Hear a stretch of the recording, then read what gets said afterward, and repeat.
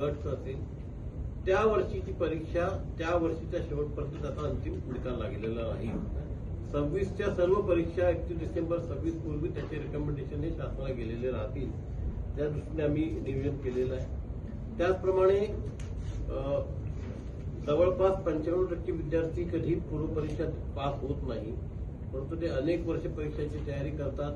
काही विद्यार्थ्यांचा अगदी 1 किंवा 2 मार्कांनी त्यांचा परीक्षा पास होत नाही, त्यांची संधी जाते, त्यांना 1 वर्ष वाट बघावं लागते आणि मग त्यांच्या या वयातले त्यांचे अनेक महत्वाचे वर्ष हे वाया जातात.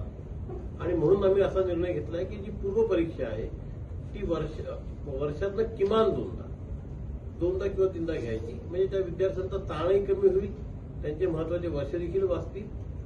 आणि आता एवढ्या गोष्टी जर आम्हाला समजा वर्षातून 2-3दा परीक्षा घ्यायच्या आहेत, 5,000 50,000ची भरती करायची आहे, तर निश्चितपणे आम्हाला थोडा तंत्रज्ञानाचा वापर करावा लागेल. त्याच्याशिवाय सगळ्या गोष्टी शक्य नाहीये. आणि हे सगळं करताना आपल्याला निकाल पण वेळेवर लागायचे आहे.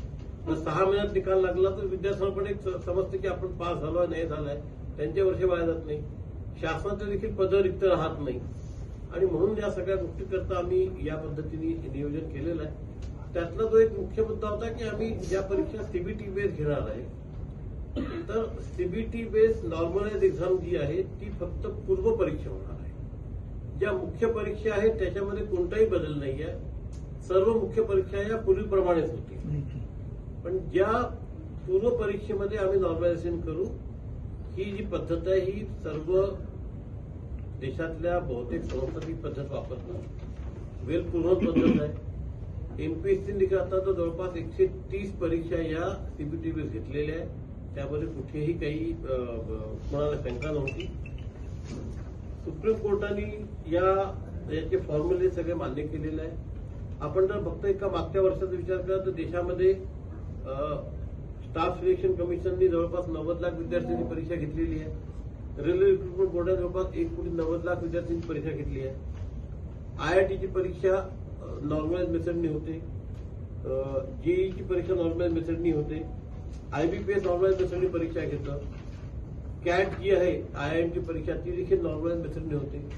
आणि आपण जर महाराष्ट्राचा विचार केला अगदी 10 दिवसापूर्वीच महाराष्ट्राने सीईटीची परीक्षा घेतली, त्याच्यामध्ये 16,30,000 विद्यार्थी बसले होते.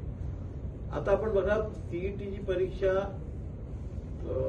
जे आहेत जवळपास 2022 पासून घेतल्या जाते. आता जे विद्यार्थी या परीक्षेला बसतात आहे त्यातल्या अनेक विद्यार्थ्यांनी 12वी नंतरची परीक्षा दिलेली आहे, पण त्याच्यात काही नवीन नाहीये. अनेक विद्यार्थी असे होते ज्यांनी 12वी नंतर सीईटीची परीक्षा दिली, आता ते ग्रॅज्युएट झाले आणि आता ते आपली एमपीएससीची परीक्षा देतात आहे. त्यामुळे त्यांच्याकरता पण काही गोष्ट नवीन नाही आहे. याची सगळी आम्ही तयारी केलेली आहे. सगळ्या परीक्षा व्यवस्थित पार पडतील.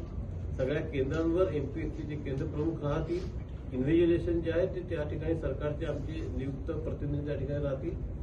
आणि सीडॅक जी संस्था आहे केंद्र सरकारची ती या सगळ्यांचं सिक्युरिटी ऑडिट करेल. त्यामध्ये कुठे गडबड होणार नाही याची खात्री करेल. आणि विद्यार्थ्यांनी विश्वास ठेवावा. जो विश्वास मी आमच्यावर अनेक वर्ष दाखवलेला आहे तसाच विश्वास ठेवावा. या परीक्षा योग्य पद्धतीने पार पडतील, लवकर पार पडतील, आपला ताण कमी होईल आणि ज्या नोकरीच्या संधी ज्यांना मिळणार आहेत त्या त्यांना लवकरात लवकर उपलब्ध होतील. राज्य सरकार या संदर्भामध्ये तुमच्यावर विश्वास